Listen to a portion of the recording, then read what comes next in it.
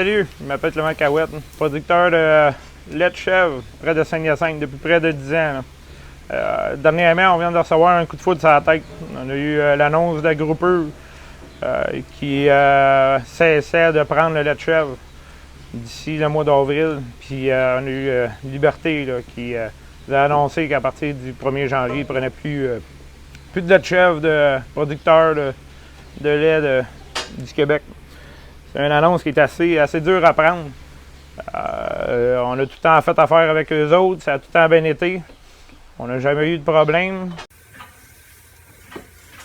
C'est sûr qu'ils n'ont pas le choix, j'ai pas le choix de liquider. Je ne suis pas capable de supporter, de les nourrir et de les garder au cas où qu'il y a une fromagerie qui va être capable de prendre autant de litrage que ces deux-là prennent. Là.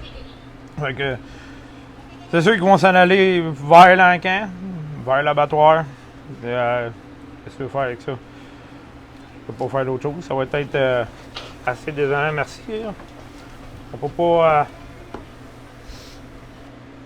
On s'engage à essayer de faire du mieux qu'on peut. On essaye de monter une ferme, on essaye de monter une relève. Mais ça a l'air que, je sais pas, qu'il n'y a pas de place pour nous autres. Je sais pas. Peut-être qu'il y a de la place pour les autres, mais pas pour nous autres. Faut qu'ils prennent le lait d'ici avant d'aller acheter ailleurs. Ça n'a aucun bon sens. C'est comme l'Ontario. Ils prennent le lait d'Ontario avant de prendre du lait du Québec, là, ou d'ailleurs. C'est juste normal. Là. Voyons donc, les industries d'ici, là, ben, ils ont été subventionnés d'ici. Il y a des subventions, ils ont eu des subventions, eux autres.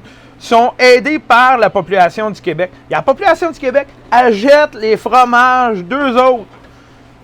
Pourquoi faire, ce ne sera pas au moins des produits du Québec qui feraient au moins les fromages ou le lait directement de consommation? Voyons, ça serait juste logique.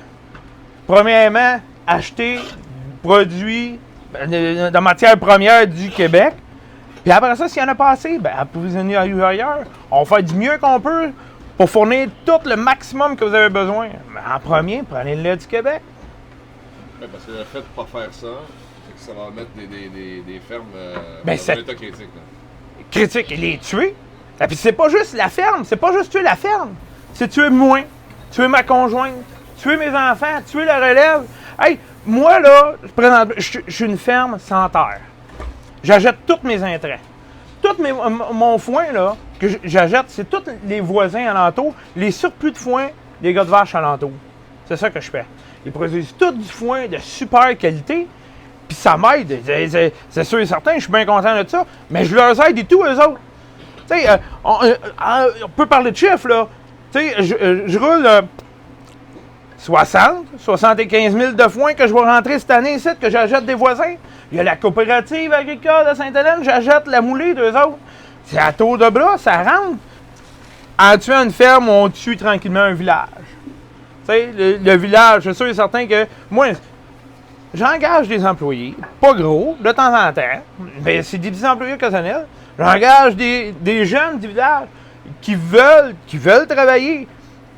Mais tu sais, on fait tourner l'économie, hein. Mais, coupe-nous, mais l'économie, elle coupe aussi. C'est la même affaire. Okay.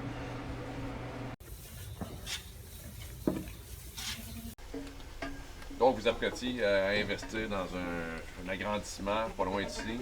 Oui, on s'apprêtait de se construire en un, en fin de compte. C'est un projet de quasiment 850 000 là. Fait que c'est sûr que tous les banquiers ont gelé tous les investissements qu'ils prennent au Québec là, pour le moment. Là. Tout est arrêté, tout est sur la glace pour le moment.